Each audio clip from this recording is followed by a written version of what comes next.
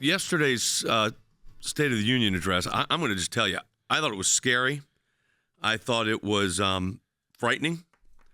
And I think on the Israel stuff, especially this issue with Gaza and building this pier to nowhere and into Gaza, it could start World War III. I mean, I think we got a lot of problems here. I want to get everybody's reaction. We're going to first start, Logan, talking about the Supreme Court, though. I want to just kind of go around the horn here before we play the bite. Well, maybe we should play the bite. This is what he said, the President of the United States, with the Supreme Court sitting in front of him. It's a decision to overturn Roe v. Wade. The Supreme Court majority wrote the following, and with all due respect, justices, women are not without electoral power. Electoral or political power. You're about to realize just how much you're right about that. Threatening the Supreme Court like that, I thought was, Andy, outrageous.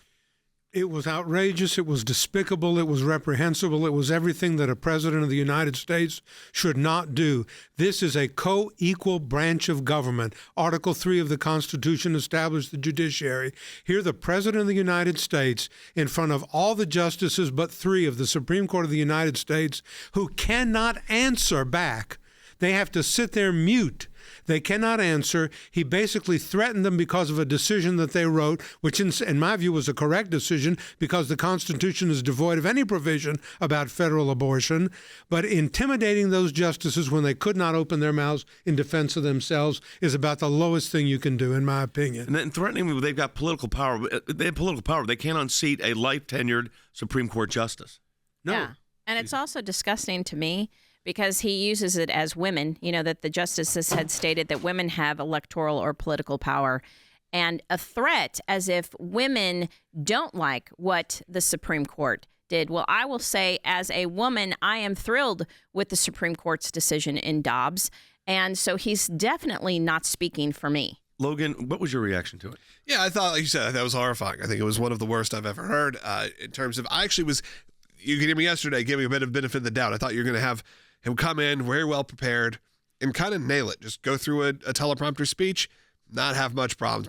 I'd say that was the goal the first 10 minutes where he was, amped up and screaming. Clearly the note was go out there and scream. And if you do that, you can at least show that you have energy. So he went out there and screamed. And then when he started to run out of energy, it's like, he started becoming like a 2-year-old who runs out of energy, doesn't want to admit it, starts screaming more and more and more. The problem was it got more terrifying, more scary as it went on. And even the exchanges that then happened later on between the Republicans and the Gold Star family member got very heated in that moment. And there were moments I genuinely felt, I would have been nervous to have been in that room. It didn't feel safe. It was hostile. It felt hostile, and not in a UK Parliament kind of let's scream Funny at each other way. Yeah. Like it felt like this is a very dark moment for the country, and I hated feeling that way. And then I watched the responses after and seeing like the liberal press, praising it as this amazing piece of American history. It was laughable. And again, disturbing to show sort of the echo chamber we live in. Let's go to Susan, who's calling in Maryland. On line 3, you're on the air, Susan. Well, I just victory for ACLJ. I think that Biden's unhinged response last night to the Supreme Court was due to the unanimous vote to protect Trump or any nominee president on the ballot. And I also remember, didn't Hillary Clinton become unhinged one time in a presidential campaign, and that worked against her as well? Well, you never know how these things play out politically because, like Logan said, and Logan's our media guy, he was playing to his base on this. Yeah, absolutely. This was a campaign stop. Don't kid yourself. Definitely was a campaign. Maybe, like I said, more than ever, more than any State of the Union speech I've heard before, where it just felt like you could have not told me it was the State of the Union, dropped it and said this was a campaign stop, and that's what it was. Harry Hutchison, our director of policy, just joined. What was your take of it overall, the speech? Well, I think initially Joe Biden was amped up, and he attempted to show energy. But then he transitioned into a fair amount of meanness and essentially declared that he was going to remain in an attack mode against the Supreme Court, against Republicans, and against American citizens, for instance, who have genuine concerns for the security of the southern border. Nonetheless, Biden attacked them for not fully supporting a $100 billion Democratic effort to strengthen the Ukrainian border.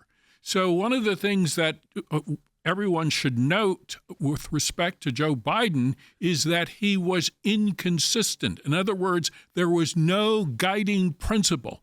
He claimed to support democracy, but nonetheless attacked the Supreme Court, one of the cornerstone institutions in the United States. So overall, I thought it was a missed opportunity, and it was a political speech. Let's go to Gary in Florida. You're on the air. Hi, yeah, I'm Gary. I'm a Vietnam veteran. I love our country. Thank you for your service, Gary. I heard these terrible things last night, and I'm wondering why these direct threats against the Supreme Court, just the way they handle threats against Kavanaugh, they're not really taking that seriously. Yep. Why is that not called insurrection when Trump merely said, go down there and let your voice be heard, but do not be violent, don't get – and he's an insurrectionist, but what's being said here by the president last night sounds to me like real insurrection, attacking another part of the legitimate government of our nation. So I don't think either one of them reached the level of insurrection, what Trump did or what Biden did. What they did, though, it's this intimidation technique, which the Democrats have been doing at the Supreme Court for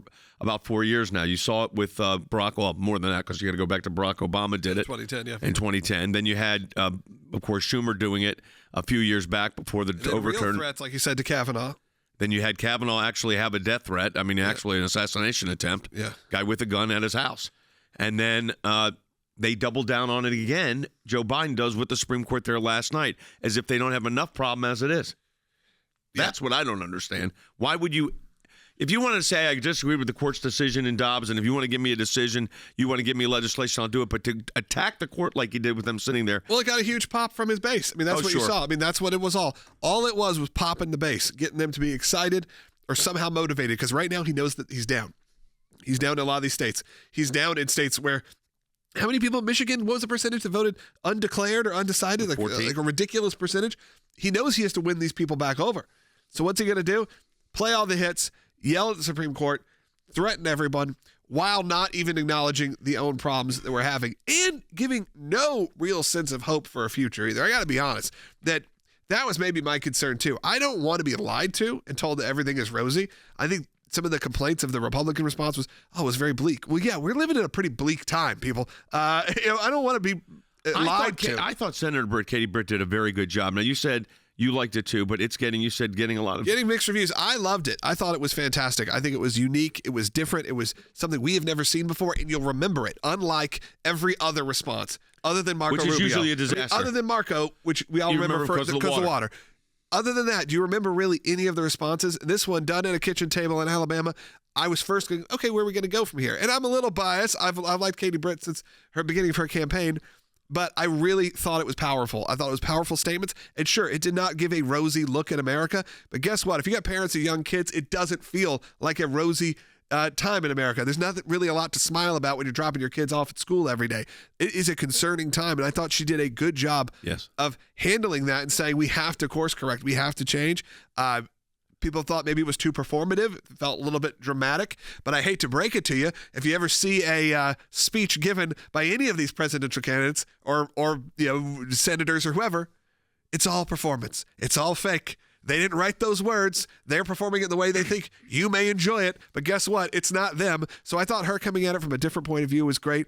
I think there's some deep-rooted issues also in the Republicans and the Democrats. Yeah. We're just talking about, honestly, young women who are young, powerful women who do a great job in this. And I think that maybe we need to keep an eye out for that as well, trying to progress the party forward. Folks, we're in a nationwide and global battle for life and liberty, and we can't continue these critical fights without your help.